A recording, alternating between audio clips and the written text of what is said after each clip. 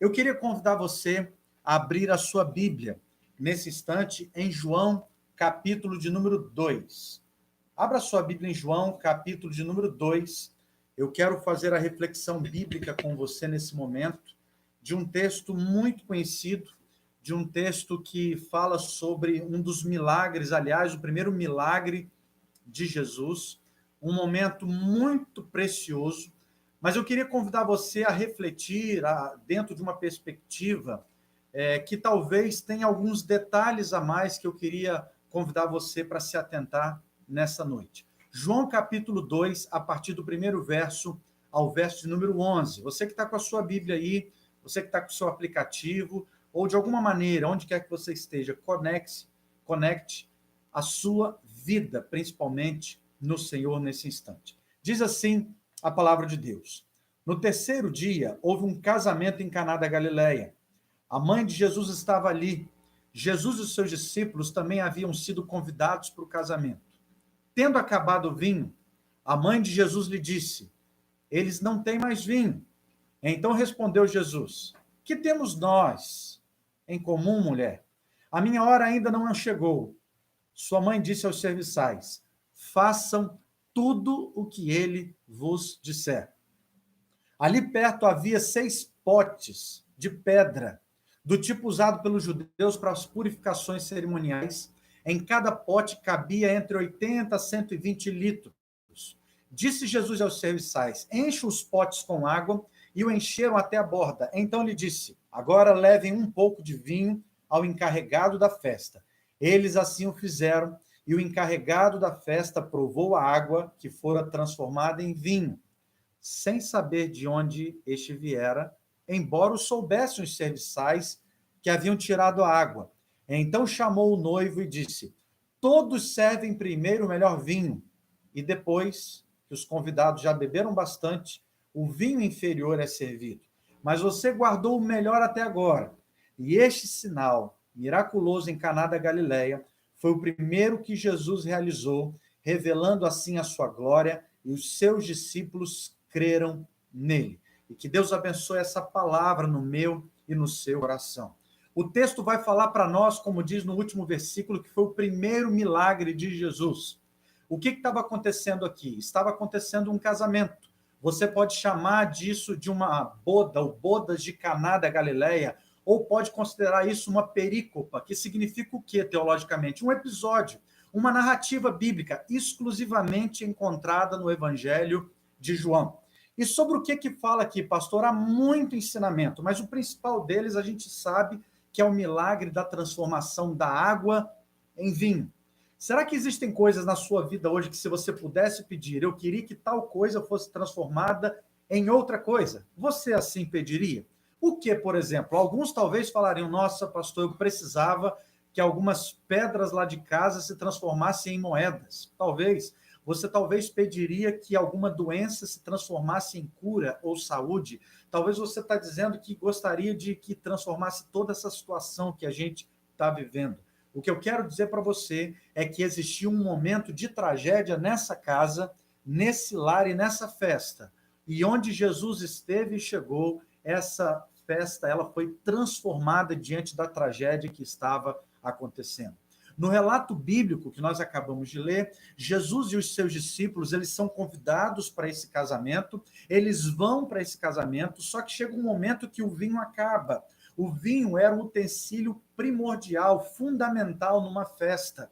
Era logicamente usado para confraternização, para matar a sede e para festejar aquele momento que eles estavam juntos. Só que acontece o que nós acabamos de falar. Mesmo sendo uma festa, todos estavam felizes, tudo indo muito bem, tudo indo tranquilamente, as pessoas, a comida, a bebida, os convites estavam prontos, as expectativas estavam supridas. De repente, a Bíblia diz que algo acabou. Algo inusitado acabou. Assim como eu e você, de um dia para o outro, fomos obrigados a ficar em casa. Assim como eu e você, de um dia para o outro, recebemos uma notícia de que algo está gerando aí no ar e que é perigoso para mim, para você e para sua casa e para sua família. E, de repente, o que aconteceu? O vinho acabou. Acontece agora uma tragédia do fim do vinho. Eu queria que você fizesse uma analogia do vinho como a esperança, do vinho como a presença, do vinho como o resultado das coisas que eu estou esperando, do vinho como a perspectiva da alegria dentro da minha casa. Chega um determinado momento que a mãe de Jesus intervém. Ela percebe toda aquela situação e Maria então vai até Jesus, diz para ele o que tinha acontecido. Ela talvez não estava pensando ali em um milagre tal qual aconteceu ou que Jesus poderia fazer, até porque Cristo ainda não tinha realizado alguns milagres ou características pródigas nas suas ações. Eu penso, talvez, poderíamos pensar de tantas formas, que aquela mulher, olhando para aquela situação, vendo tudo aquilo ali, ela começou a se compadecer, ela começou a ver aquela situação, e ela faz o quê? O que fazer? Ela recorre a Jesus. Ela errou em ir até Jesus? Claro que não. Ela busca uma maneira de abrandar aquela situação, ela começa a perceber o mal-estar que estava acometendo aquele clima dentro daquela casa e daquela festa. Eu não sei se ela estava pensando em alguma solução por ela mesma. Talvez ela estava pensando que ele poderia resolver. E se ela pensava assim, ela tinha até razão. O problema é que naquele momento Cristo teve uma atitude que alguns, inclusive, vão caracterizar como bastante dura, bastante severa para com a sua mãe. E não porque ela tivesse intenções de pecar. Mas ela, naquele momento ali, ela não queria que aquela situação fosse daquele jeito. Ela queria que algumas coisas se resolvessem, que algumas coisas mudassem dentro daquele enquadramento. Jesus poderia realizar um milagre? Claro que poderia, assim como ele resolveu e fez o milagre. Mas ele também, em primeiro momento, ele repulsa a ela. Não porque que ele agiu de uma intenção de ser mal educado, não. Na verdade, ele percebeu a boa intenção dela, mas ele sabia muito bem que o plano maior Deus já tinha dado a ele. Deus já sabia de todas as coisas. Deus já se antecipa diante das faltas. Deus já conhece as tragédias que hão de vir. Deus já está no controle de tudo aquilo que vai vir como bom ou como ruim. Se você está vivendo um momento que você caracteriza como bom ou como ruim, entenda uma coisa: Deus já conhece, sabe muito bem. E eu quero que você entenda, seja qual for o final dessa história, tudo é para a honra e para a glória do nome de Jesus. O que cabe, o que muda nessas experiências não é o caráter de Deus. O que muda nessas experiências é o nosso caráter. O que muda é a capacidade que a gente vai ter de se aproximar e de confiar em Deus. E por isso que eu quero te perguntar: o vinho na sua casa acabou? Será que essa pandemia trouxe algumas realidades das quais você diz: eu não tenho mais esperança em algumas coisas? Eu queria traduzir para você algumas questões que esse texto nos apresenta, muito importantes, alguns ensinamentos. Como, por exemplo, grandes tragédias acontecem de pequenos descuidos. E como assim, pastor? O que você quer dizer com isso? Grandes tragédias acontecem e ocorrem de pequenos descuidos. Quem era o responsável pela falta de algo naquela festa? Era o dono da festa. Algumas coisas na vida, meus queridos, elas não avisam para a gente, elas não falam a hora que vão chegar, simplesmente elas chegam. Eu não sei se ele planejou ou se ele planejou mal. Se ele planejou mal, ele tem uma responsabilidade. Se ele planejou, mas simplesmente acabou porque beberam mais do que deveria, aconteceu e faz parte da vida. Elas simplesmente chegam e acometem, batem a porta e invadem a nossa alma. Portanto, as tragédias podem atingir as nossas vidas? Com certeza. E quando o vinho falta, há um diálogo ali com a sua mãe, onde após uma indagação, ela percebendo ali o que ele estava dizendo para ela, ela simplesmente compreende a mensagem e diz o seguinte: façam tudo o que ele vos mandar. Façam tudo em obediência do que ele mandar vocês fazerem. O que isso significa, de acordo com o texto bíblico? Significa obediência. Significa uma proeminência de ação, de atitude, em disposição de anular o que eu sei, o que eu sinto, o que eu sou, em prol de um Deus que conhece todas as coisas, um Deus que está no controle de todas as coisas.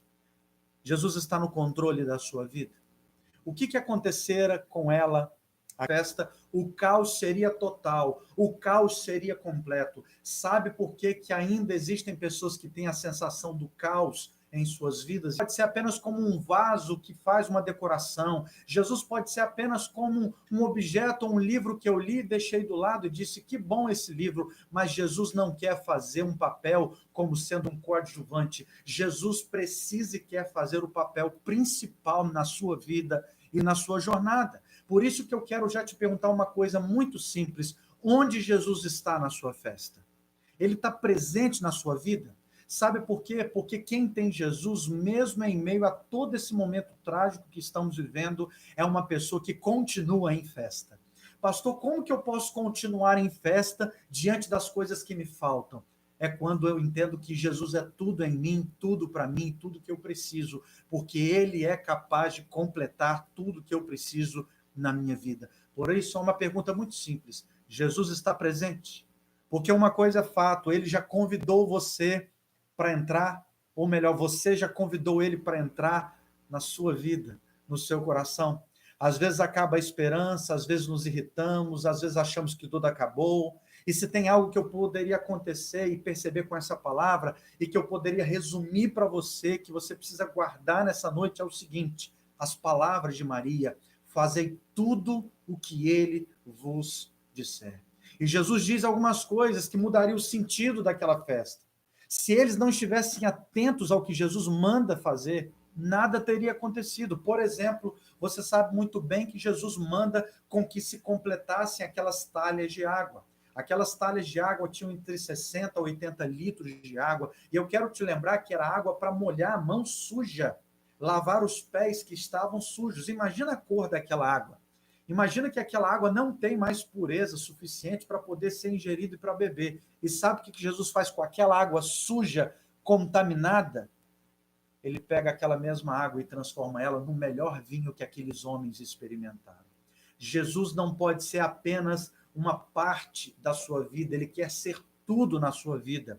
Tem muita gente que encara a pessoa de Jesus como uma caricatura, como uma expressão apenas figurativa. Se nós não tivermos uma experiência fecunda com Jesus, nós passaremos a vida toda ouvindo sobre ele, percebendo sobre ele, mas nunca seguindo ele de fato, mas seguindo caricaturas.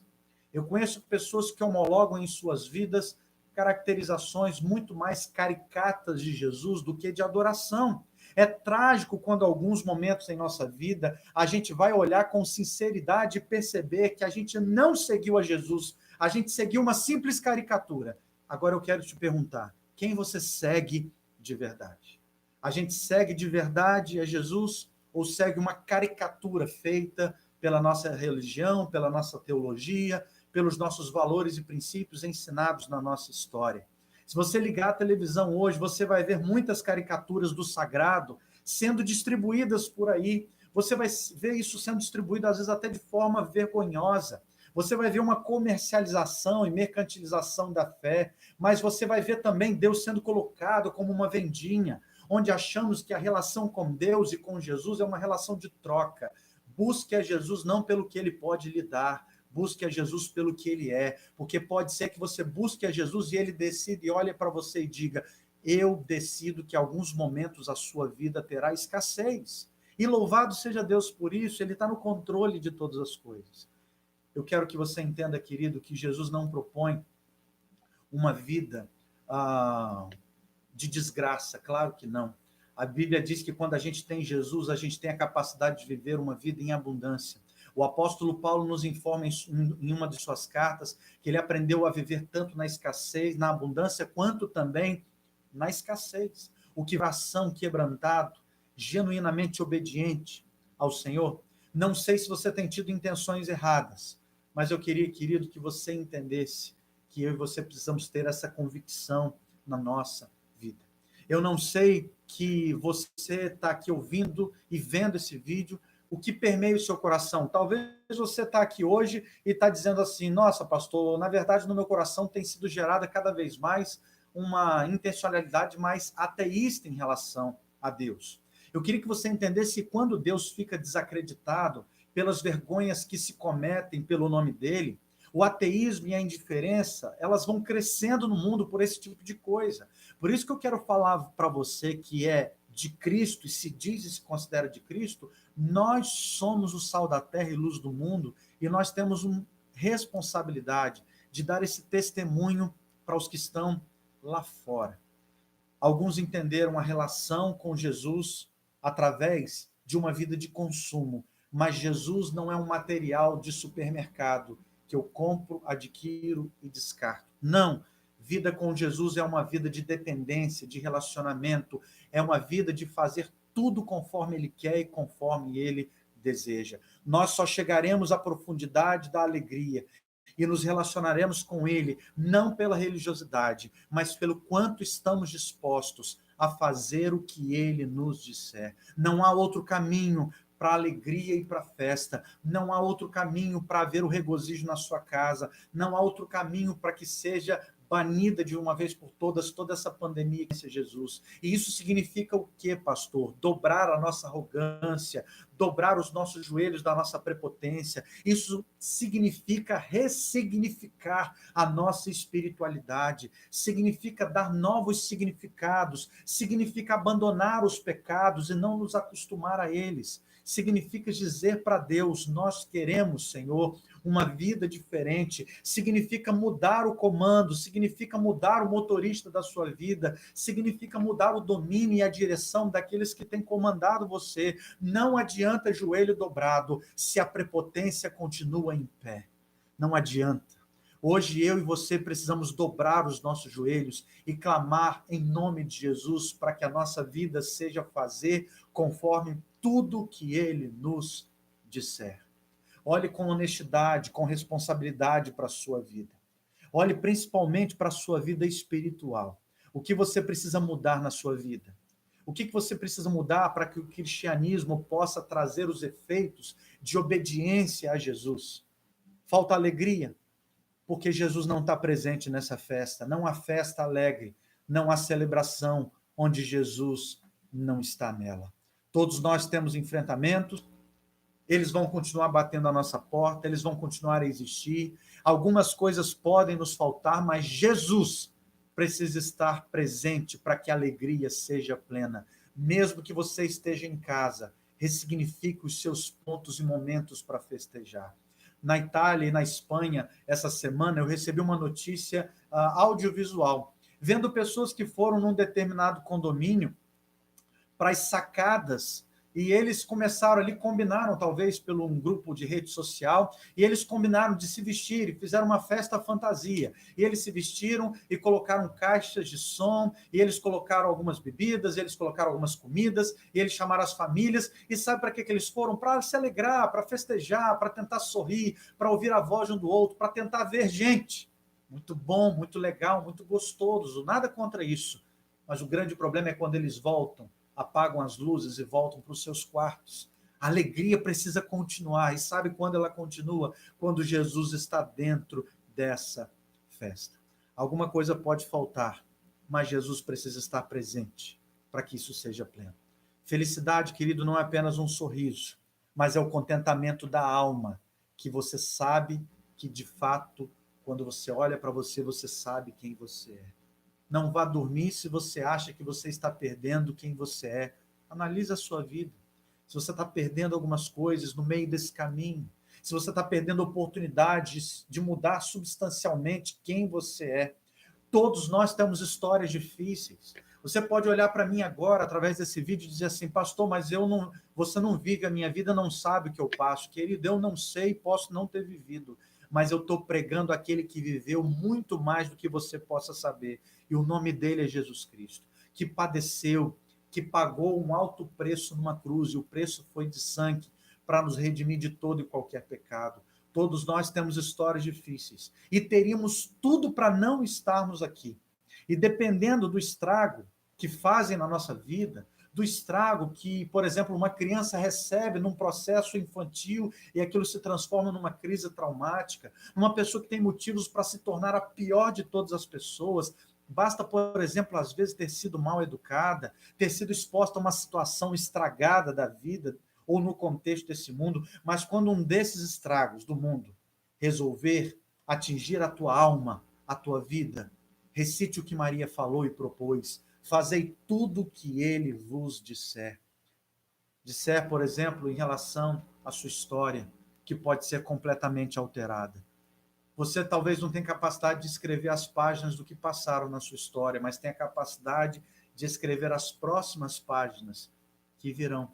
Quando esses estragos do mundo se dispõem a viver dentro de você e trouxerem uma dinâmica dentro da sua vida, proponha entender e clamar pelo nome e pelo poder e pelo milagre de Jesus na sua vida. E aquilo que tinha tudo para dar errado pode ser consertado pelas poderosas mãos preciosas de Jesus. Fazei tudo o que ele vos disser. Tem muitas festas acontecendo? É a nossa vida. Mas tem muitas festas paradas e paralisadas. Tem muita festa sem alegria, sem sentido, por causa de tantas coisas. Eu queria convidar você a entender o que a Bíblia nos propõe. Alegrai-vos sempre no Senhor. Alegrai-vos sempre no Senhor. Não pode haver alegria em um lugar onde as coisas que não são do Senhor prevalecem. Quando você descobre e percebe que estamos substituindo a alegria do Senhor por alegrias às vezes temporárias, vazias, bobas, nós percebemos que essa festa é sem sentido. Por isso que a gente tem tido uma juventude cada vez mais perdida. Está pautada em uma expressão: fazer tudo o que ele nos disser. Obediência, obedecer ao Senhor, obedecer o que ele tem para mim. Se o evangelho que a gente prega salvar apenas uma vida, querido, já valeu a pena. Se o evangelho que eu prego salvar a sua vida, que talvez está vendo e ouvindo essa conexão e esse vídeo, já valeu a pena a minha vida. E fazer a festa conforme Jesus nos pediu. A Bíblia vai dizer no final desse texto que o vinho que eles experimentaram, e culturalmente, eles davam um vinho melhor antes e um vinho menos qualificado, vamos dizer assim, era dado no final. Mas a intensidade, a qualidade, a abundância, o refinamento, o teor era tão precioso e incrível do vinho que nosso coração, em nos dispor de ser cada vez mais pessoas obedientes a fazer tudo conforme o Senhor disser. Obrigado pela tua palavra, nós celebramos e engrandecemos o teu nome. E assim oramos em nome de Jesus. Amém.